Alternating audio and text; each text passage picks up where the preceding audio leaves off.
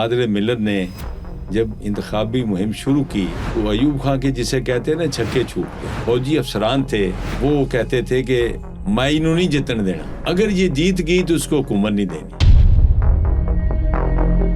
بھٹو صاحب نے اپنی پارٹی بنا لی تھی۔ ایک دفعہ وہ ایبٹ آباد ایئر مارشل اسد خان سے ملنے کے لیے گئے، ان کو یہ کہا کہ مجھے ایوب خان گرفتار کرے گا اور میری ہڈیاں جیل میں گل جائیں گی، اگر مجھے تو گرفتار کرے تو آپ نے میری مدد کرنی۔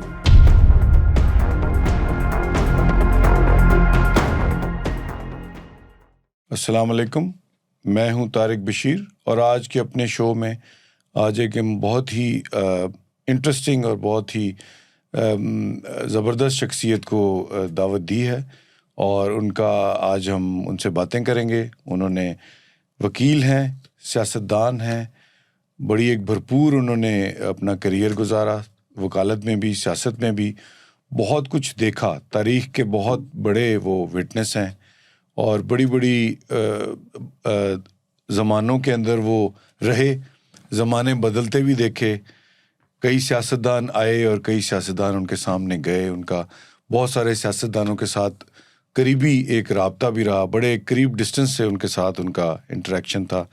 مشرقی پاکستان کا جو واقعہ وہ ان کی آنکھوں کے سامنے ہوا، اس کے وہ عینی شاہد ہیں، اور جو ہمارے ملک میں جو سماجی اور سیاسی اقدار کا ایک بیڑا غرق ہوا، وہ اس کے اوپر بھی ہم ان پہ بات کریں گے، اور وہ کافی اس کے اوپر ان کی گہری نظر ہے، اور سیاست کو، وکلا کی سیاست کو بھی بڑا اچھا جانتے ہیں، جوڈیشری کے اوپر بھی ان کے بڑے بیلنسڈ اور بڑے ہی گہرے ویوز ہیں جو کہ سننے کے لائق ہیں۔ تو آئیے ملتے ہیں جناب منظور گیلانی صاحب سے۔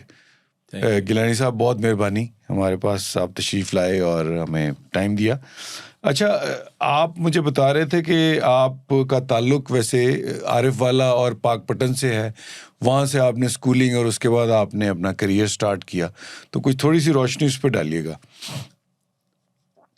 بڑی مہربانی آپ کی، آپ کے چینل کی مہربانی، آپ نے مجھے دعوت دی ہے۔ عرض یہ ہے کہ میری جو جنم بھومی ہے وہ عارف والا ہے۔ جی جی۔ وہاں میں 1950 میں پیدا ہوا۔ میرے والد صاحب جو اللہ ان کو غریق رحمت کرے، وہ بزنس مین تھے جی۔ اور سیاست میں وہ مسلم لیگ کے ساتھ تھے۔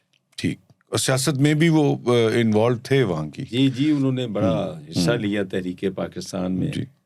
بلکہ ہمارے جو پہلے چیف منسٹر تھے پنجاب کے، نواب افتخار حسین ممدوٹ، جی، وہ ہمارا بھی، میرے والد صاحب کا حلقہ بھی انتخاب وہی تھا، تو انہوں نے ان کے ساتھ بڑا کام کیا تھا۔ اور نواب صاحب جو تھے وہ ہمارے گھر عارف والا بھی تشریف لائے تھے بطور وزیر اعلیٰ پنجاب کے، جی، اور ان سے بڑا تعلق رہا میرے والد صاحب کا۔ تو اس کے بعد ہم پاک پٹن میں آ گئے 1962 میں۔ اچھا۔ اور وہیں میں نے اپنی سیاسی زندگی کا بھی آغاز کیا، اور وہیں سے میں نے میٹرک کیا، اس کے بعد گورنمنٹ کالج ساہیوال میں ٹھیک، بسیرا ہوا ہمارا۔ ٹھیک ہے۔ ہوتے ہوتے ہم نے پھر، یہ تو ایک تعلیم کا جو سلسلہ ہے یہ تو پھر چلتا رہا۔ سیاست میں آپ نے محترمہ فاطمہ جناح کا آپ بتا رہے تھے، ان کی جو تھی اس وقت آپ تو طالب علم ہی ہوں گے؟ جی، میں طالب علم تھا، بلکہ آج بھی طالب علم ہوں۔ نہیں، وہ تو ہر بندہ ہی طالب علم ہے۔ اس زمانے میں تو ہم اسکول میں پڑھتے اسکول میں تھے، ہاں۔ تو آپ کا اس میں، آپ کہہ رہے تھے کہ آپ کا اس کے اندر شرکت آپ کی تھی۔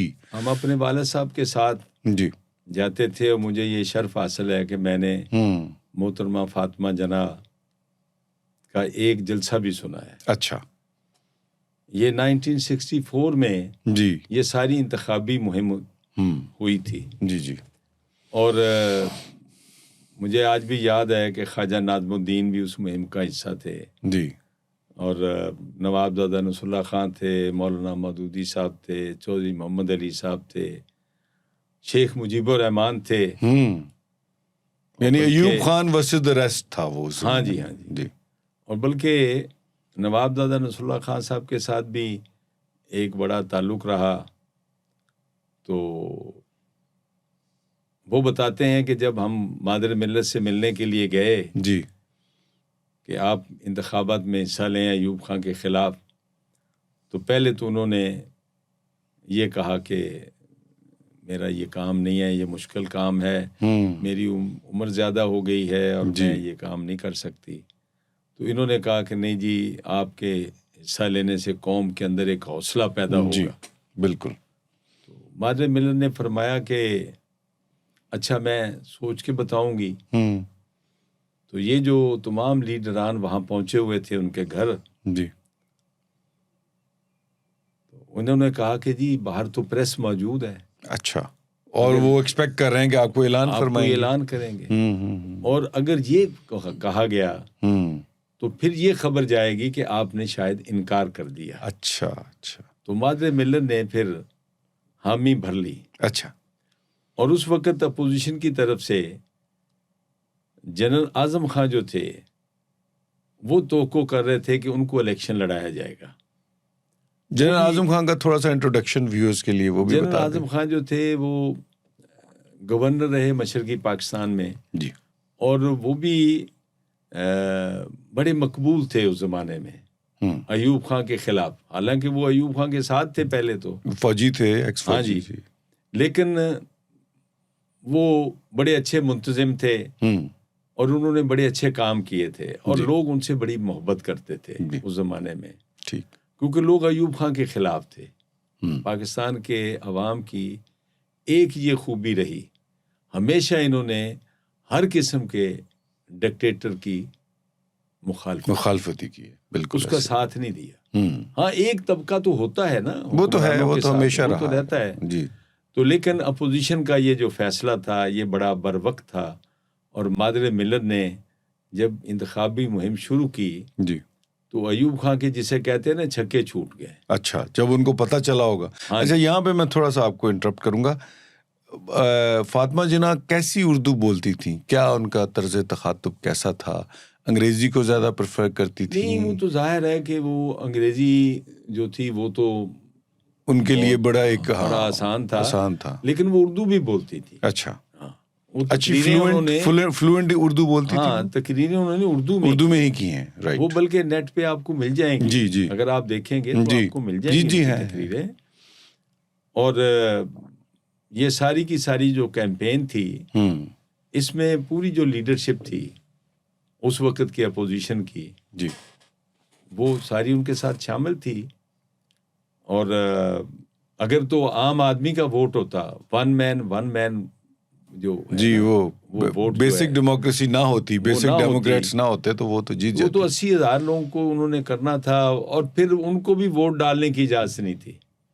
مجھے یاد ہے کہ پاک پٹن سے جو ہمارے محلے کے تھے، جو بی ڈی ممبر ہوئے تھے، ان کا نام رمضان عباسی تھا۔ اچھا، وہ نئے وکیل بنے تھے، اور ہم نے ان کی بڑی انتخابی مہم میں بڑا حصہ لیا۔ ان کا انتخابی نشان گھوڑا تھا۔ اسی طرح میرے ایک ماموں تھے، میرے کزن بھی لگتے تھے، سید صفدر شاہ اجمیری، وہ بھی بی ڈی ممبر تھے، اور یہ دونوں جو تھے یہ مادر ملت کے ووٹر تھے۔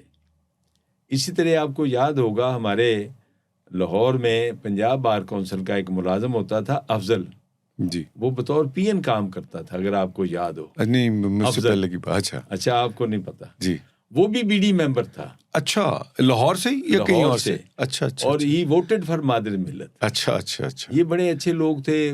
اچھا، جو ڈپٹی کمشنر تھے وہ گرفتار کر رہے تھے ممبران کو، لے جا کے کسی جگہ بند کر دیتے تھے، جی جی جی، تاکہ ان کو لے کے آیا جائے۔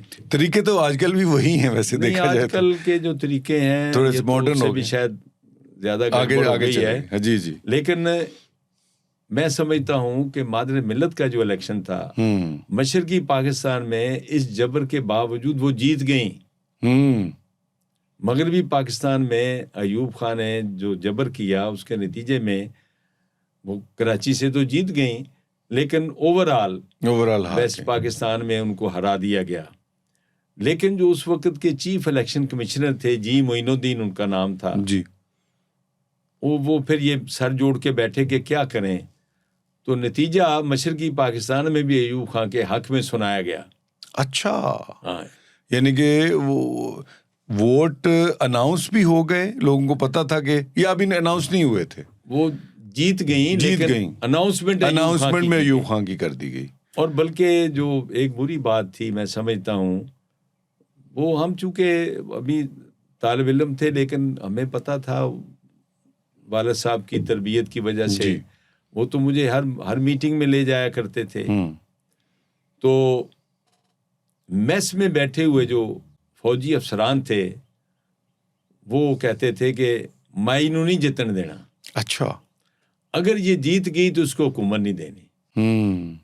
یہ جو تھا نا ایک خاص ایک مائنڈ سیٹ. ہاں, ایک مائنڈ سیٹ یہ تو میرے خیال میں ابھی بھی چل رہا ہے. خیر اس پہ بات کریں گے بعد میں.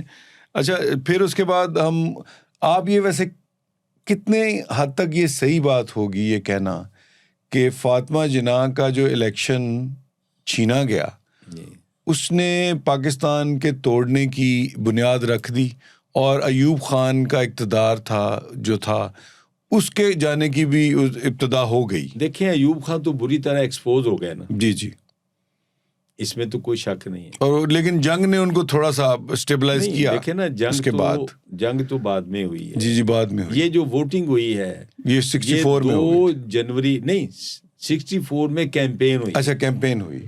الیکشن جو تھا یہ 2 جنوری 1965 کو ہی تھا. رائٹ, ٹھیک ہے. جنگ تو ہوئی سپٹمبر میں جا کے. جی, اس سے پہلے رن کچ کا ایک جھڑپ ہوئی تھوڑی سی, یہ جون کی بات ہے. جی, تو اس کے بعد یہ سپٹمبر میں ہوئی ہے. جی, جنگ جو ہے ہماری سپٹمبر. یعنی ایوب خان کو آپ کہتے ہیں کہ تھوڑی بہت ریسپائٹ نہیں ملی, ہوتا ہے نا ایک تھوڑا سا سانس لینے کی سپیس مل جاتی ہے. نہیں, دیکھیں میں ایک بات بتاؤں, جو 6 سپٹمبر کا معاملہ تھا نا یہ, اس میں پوری قوم اکٹھی تھی. جی, وہ 15 روزہ جنگ جو ہے اس میں آپ یہ دیکھیں کہ ہمارا مورل جو تھا, ویلیوز تھیں جی, وہ اتنی سٹرونگ تھیں جی کہ ان 15 روز میں ایک بھی FIR درج نہیں ہوئی. اچھا, پورے پاکستان میں؟ پورے پاکستان. اچھا, لوگوں کا ایک جذبہ تھا. کوئی یعنی جرائم کرنے والے لوگ تھے وہ بھی نہ کوئی تصور نہیں تھا. ہاں, یہ ایک بہت بڑی بات تھی. میں سمجھتا ہوں کہ وہ جو جذبہ ہے ایک نیشنل جو یونٹی کا وہ اس کا آج فقدان ہے. اچھا, جس کا آپ نے انٹرو میں ذکر کیا ہے, میں سمجھتا ہوں کہ ہمیں افسوس ہوتا ہے. جی, اس میں سب کی ذمہ داری ہے, اور سب سے زیادہ ذمہ داری حکمرانوں کی ہوتی ہے. جو بھی ہو, چاہے یونیفارم میں ہو, چاہے کوئی ہو, کسی قسم کا بھی جو حکمران ہوتا ہے اس کی ذمہ داری سب سے زیادہ ہوتی ہے. ہم نے جو اپنا بچپن دیکھا, اپنا لڑکپن دیکھا, پھر جوانی تو خیر ہم پہ آئی نہیں, ہم تو سیاست میں تھے, کیا جوانی آنی تھی. ٹھیک, لیکن وہ جو سارا مراحل سے ہم گزر کے آئے ہیں, جی, میں سمجھتا ہوں کہ اس میں جو نسلیں گزری ہیں انہوں نے جب یہ کہنا شروع کر دیا کہ ہم نے کیا لینا دینا ہے سیاست میں, یہ تو مخصوص لوگوں کا کام ہے, عام آدمی کا اس میں کوئی دخل نہیں ہونا چاہیے. یہ ایک باقاعدہ کیمپین چلائی گئی, اور میں سمجھتا ہوں کہ اس کا ہمیں نقصان ہوا ہے. مثلا مجھے کہتے رہے کہ آپ کیا سیاست کرتے ہیں, یہ تو جناب سیاست پیسے سے ہوتی ہے. تو میں نے ہمیشہ کہا کہ سیاست کا پیسے سے کوئی تعلق نہیں ہے. سیاست جو ہے وہ آپ کے نظریے کا نام ہے. جی, آپ کی پولیٹیکل فلسفی کیا ہے, اس پر آپ کس حد تک قائم رہتے ہیں, اصل بات یہ ہوتی ہے. تو لیکن یہاں ایک مخصوص طریقے سے باقاعدہ ایک کیمپین چلائی گئی جس کا نقصان ہوا ہے. جی, ہمیں آج ضرورت ہے کہ جو ایک عام پاکستانی ہے وہ بھی سیاست میں دلچسپی لے, ہاں, اپنا حصہ ڈالے, مایوس نہ ہو کہ میرا تو یہ کام ہی نہیں. مایوسی تو دیکھیں ہمارے دین میں ویسے ہی منع ہے. جی, کفر ہے مایوسی. اچھا, موونگ آن, اس کے بعد ایئر مارشل اصغر خان جی داخل ہوتے ہیں پالیٹکس میں اور اپنی پارٹی بناتے ہیں. اس پارٹی کا آپ بھی حصہ رہے, بلکہ اسی پارٹی میں ہی رہے آپ, اور ان کے باصول کردار کو آپ نے بڑے قریبی دیکھا. فورسز کے آدمی تھے اور بڑا ایک ان کے اندر ڈسپلن وغیرہ تھا, آپ مجھے بتا رہے تھے. تو وہ 68 میں کیا حالات تھے جب وہ آئے, اور یہ ہے ضرورت کہ تھی؟ ایئر مارشل اصغر خان جو تھے وہ پاک فضائیہ کے सरबराह बनाए गए कमांडर इन चीफ, जब उनकी उम्र थी 36 साल, और वो 44.5 साल की उम्र में रिटायर हो गए। अच्छा। और रिटायरमेंट भी खुद ली कि जी मेरी जगह नए आदमी आने चाहिए। इतने बासूल थे वो। जी हाँ। अगर आप चाहते हैं कि आपका ब्रांड या कारोबार हजारों नाजरीन तक पहुंचे, तो हमारे साथ एडवर्टाइजिंग करें। अपनी प्रोडक्ट को सही ऑडियंस तक पहुंचाने के लिए हमसे राब्ता करें। एडवर्टाइजिंग के लिए नंबर स्क्रीन पर मौजूद है। एक तो वो बड़े सच्चे इंसान थे, बाकी इंसान है, उससे कोताही हो सकती है, लग्ज़ हो सकती है, गलती हो सकती है। सॉरी मैं आपको कता कलामी, अगर 68 के कॉन्टेक्स्ट में उस बैकग्राउंड में आप बताएं जब वो आए तो पाकिस्तान के क्या हालात? हाँ प्लीज प्लीज, सॉरी मैं यही बताने लगा हूँ जी कि वो वहां से रिटायर हो गए, फिर PIA के 2 साल चेयरमैन रहे, फिर वो घर बैठे हुए थे कि भुट्टो साहब ने अपनी पार्टी बना ली थी 30 नवंबर 1967 को जी, जब उनको अयूब खान ने काबीना से निकाला तो उन्होंने उसके बाद अपनी पार्टी बना ली जी। तो एक दफा वो एबटाबाद एयर मार्शल असर खान से मिलने के लिए गए।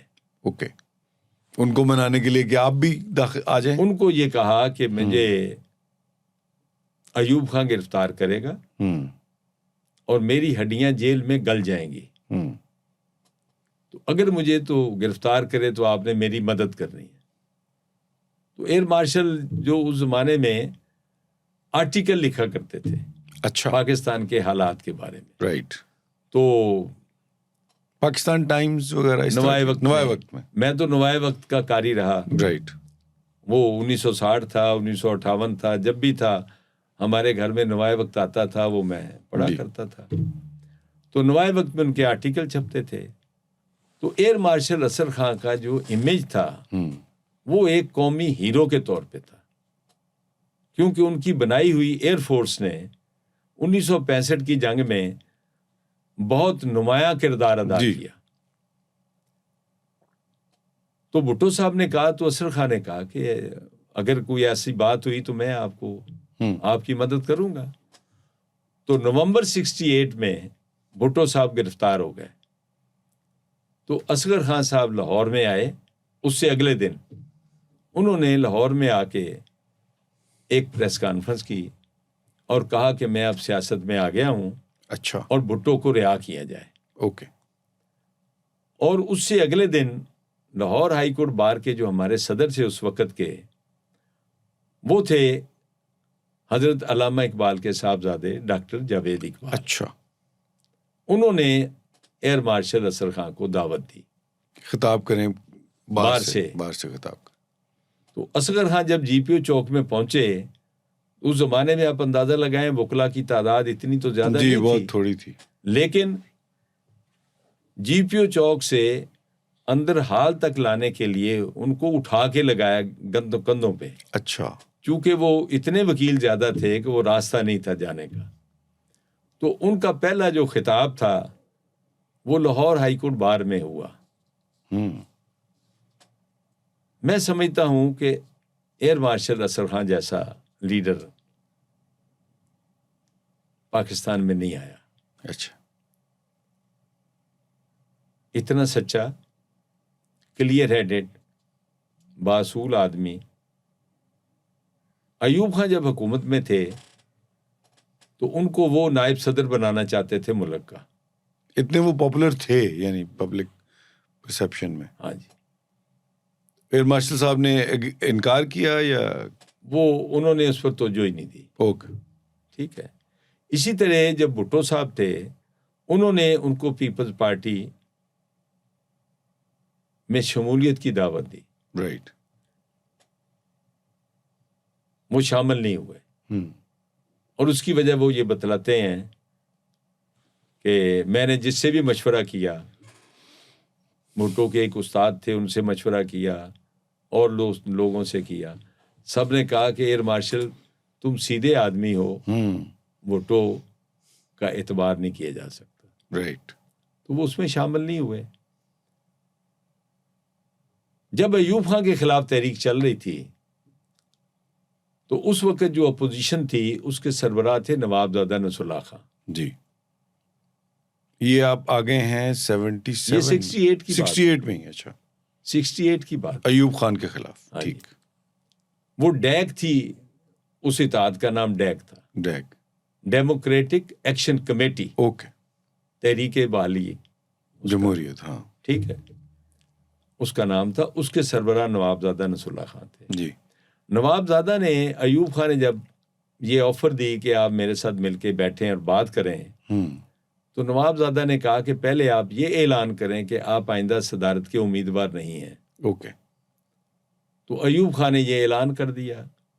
پھر گول میز کانفرنس ہوئی, اور گول میز کانفرنس جو تھی اس وقت مجیب الرحمان جو تھے اندر تھے, میں یہی پوچھ وہ جیل میں وہ جیل میں تھے.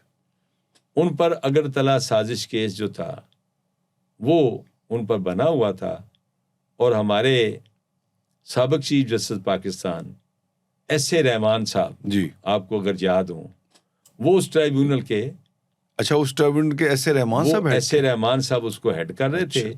اور 2 ڈھاکہ ہائی کورٹ کے, جی, یعنی کہ مشرقی پاکستان ہائی کورٹ کے 2 جج ان کے ساتھ تھے. اچھا یہ اس وقت ایکس چیف جسٹس تھے. اچھا وہ سرونگ تھے دونوں. ہاں وہ سرونگ تھے. تو ان پر مقدمہ چل رہا تھا, تو اپوزیشن نے کہا کہ مجیب الرحمان کو رہا کیا جائے. جی. اس وقت مجیب الرحمان عوامی لیگ 6 نکات کے سربراہ تھے, اور نواب زادہ نصر اللہ خان جو تھے یہ عوامی لیگ 8 نکاتی, یہ اس کے سربراہ تھے.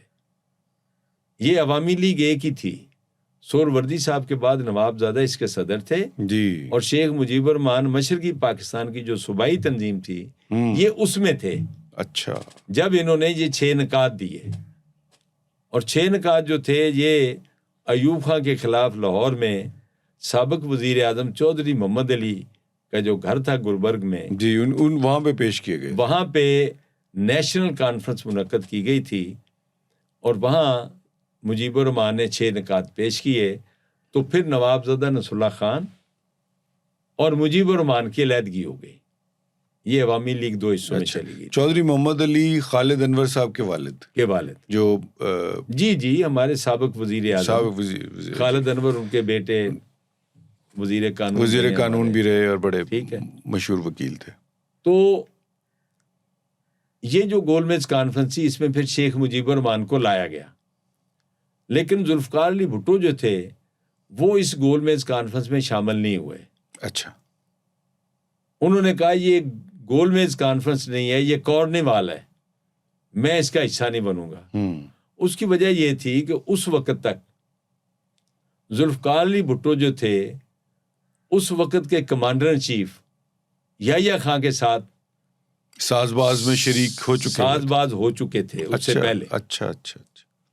تو اس لیے وہ شامل نہیں ہو رہے تھے یحییٰ خان کے ساتھ. یعنی کہ اس زمانے کا NRO یہ نہیں کہہ سکتے ہیں آپ, وہ ملے ہوئے تھے ان کے ساتھ کہ بھی ٹھیک ہے ایوب خان کو نکالنا ہے, آپ آ جائیں اور پھر ہم مل کے کریں گے. ٹھیک. تو خیر بھٹو صاحب شامل نہیں ہوئے.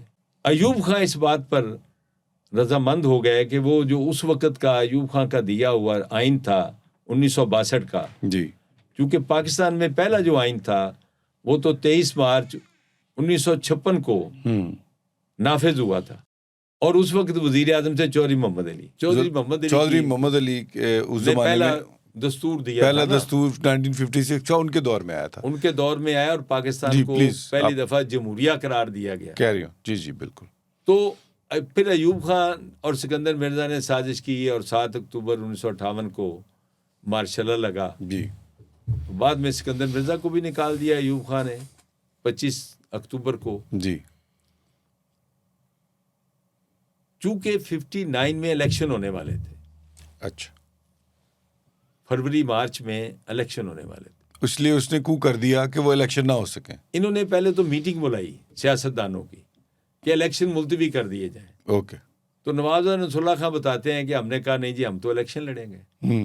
تو پھر سکندر مرزا اور ایوب خان نے سوچا کہ مارشل لا لگا دیں, کیونکہ اس زمانے میں مسلم لیگ سب سے پاپولر جماعت تھی. اچھا. اور اس کے لیڈر تھے خان عبد القیوم خان. جی.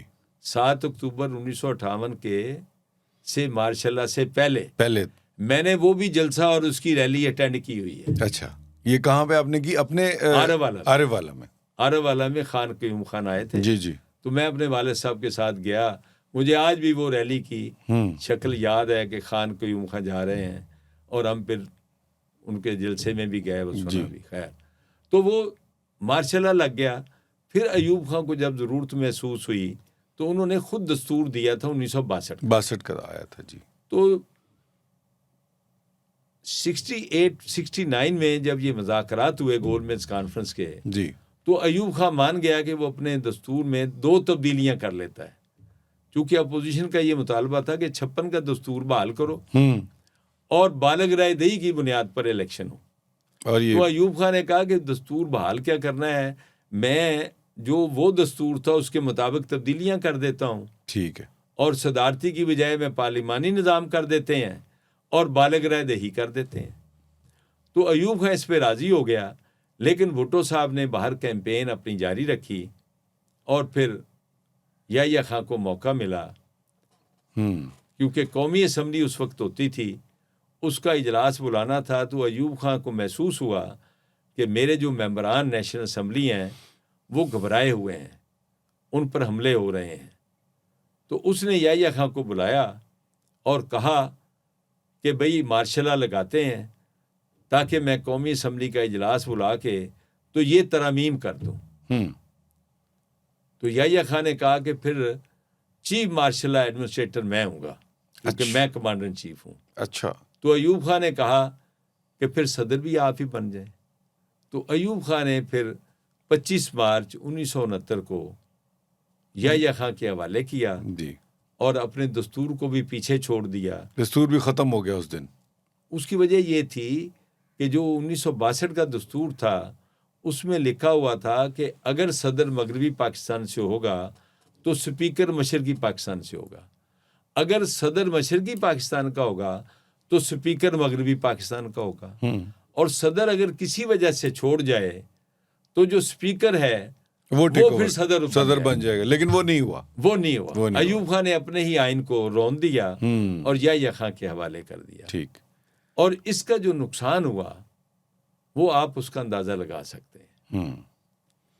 اس زمانے میں ایوب خان صاحب کے جانے کے بعد بہت زیادہ خوشی کی ایک لہر تو چلی ہوگی کہ جی چلیں جان چھوٹ گئی, اور لیکن آگے کے لایا عمل کے اندر وہ جو آپ کہہ رہے تھے کہ یحییٰ خان اور بھٹو کا آپس میں ایک ان ریٹن سا الائنس تھا, گٹھ جوڑ تھا, تو اس کی بیسس پہ پھر کوئی کام آگے چلا اور مشرقی پاکستان کی ایلینیشن وہ بڑھتی گئی. مجیب الرحمان بھی اندر تھا. سر دیکھیں میں ایک عرض کروں, اصغر خان بھی گول میز کانفرنس میں شریک تھے اور انہوں نے ایک بیان دیا کہ مارشاء اللہ لگانے کی پلاننگ ہو رہی ہے. تو جو اس وقت وزیر دفاع تھے وہ پاکستان بحریہ کے سابق سربراہ تھے ایڈمرل AR خان. ٹھیک. اس نے اصغر خان کے خلاف ایک بیان دے دیا. تو ایئر مارشل اصغر خان نے کہا کہ یہ معافی مانگے, اچھا, ورنہ میں گول میز کانفرنس میں نہیں جاؤں گا. ٹھیک. لیکن اصغر خان چونکہ اتنا پاپولر تھا اس وقت کہ اس کی بات ماننی پڑی, اور ایڈمرل AR خان جو وزیر دفاع تھے ایوب خان کے, اس نے باقاعدہ معافی مانگی. ٹھیک. لیکن ہوا وہی جی کہ یحییٰ خان نے ٹیک اوور کیا, اور اس کے کیا نقصانات ہوئے اس پہ بات کرتے ہیں. ناظرین, ہمارا پہلا جو حصہ ہے وہ اب یہاں پہ ختم ہوتا ہے. دوسرا پارٹ ہم منظور گیلانی صاحب کے ساتھ دوبارہ اس کے لیے حاضر ہوں گے. بہت بہت شکریہ. Thank you very much.